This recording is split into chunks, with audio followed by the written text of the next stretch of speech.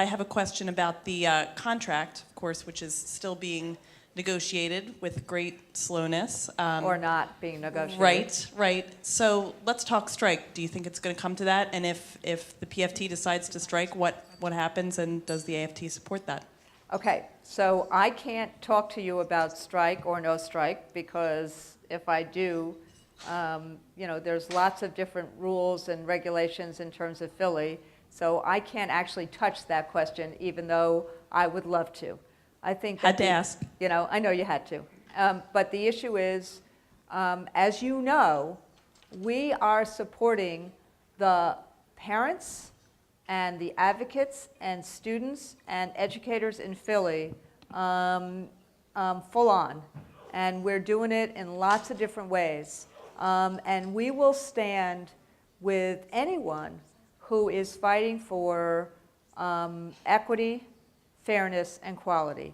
And and I don't mean to say this in any way that that would offend anything else.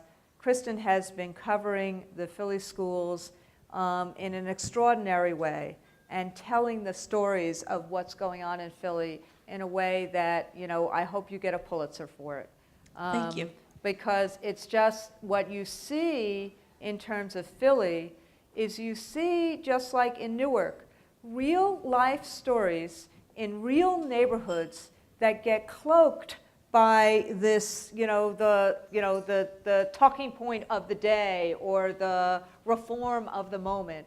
And that's why I said something about Steele Elementary, because here you have a school that was one of the last elementary schools in Nicetown, right? It's the only elementary school that's in Nicetown. Traditional district school.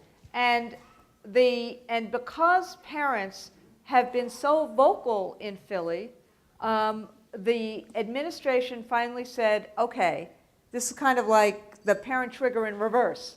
You can vote as to whether you want the school to still stay public or Mastery to take over.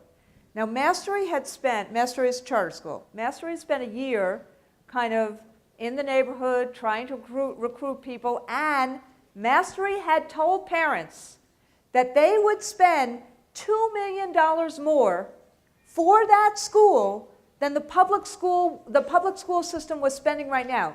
And I think the public school system budget was what, 2.9 or 3.9, I forget. It's 2.7 billion for Thank the whole you. system. It's almost that they promised that they'd spend $2 million over what was either $3 or $4 million that was being spent on the school right now.